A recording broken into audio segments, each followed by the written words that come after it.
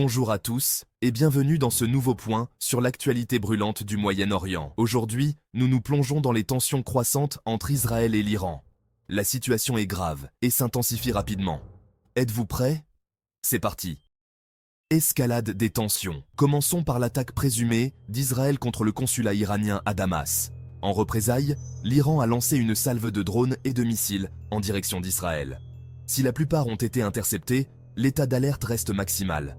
Cet échange d'attaques et de contre-attaques ne fait qu'accroître la volatilité de la région. Israël ne s'est pas arrêté en si bon chemin. Une frappe de drone a visé une base aérienne iranienne située à proximité d'installations nucléaires. Un acte certes symbolique, mais lourd de sens. Il démontre que malgré les efforts de désescalade, le conflit est loin d'être apaisé. Implications internationales. D'autres acteurs internationaux, comme les États-Unis, la France et le Royaume-Uni, s'impliquent également, interceptant des missiles iraniens. Cette implication démontre que le conflit dépasse le cadre régional et revêt des implications mondiales.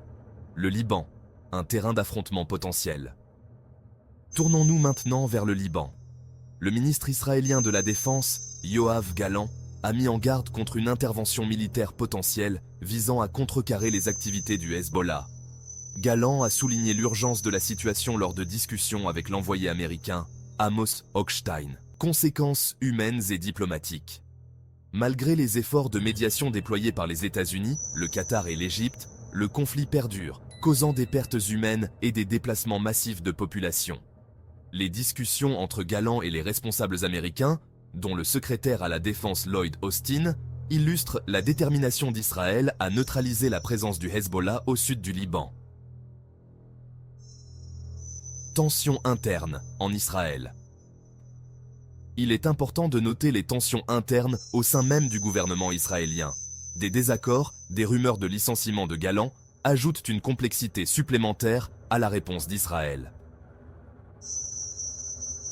Élections législatives en Iran. Enfin, jetons un coup d'œil aux récentes élections législatives en Iran. La participation électorale est cruciale, car elle influence directement la légitimité des élus.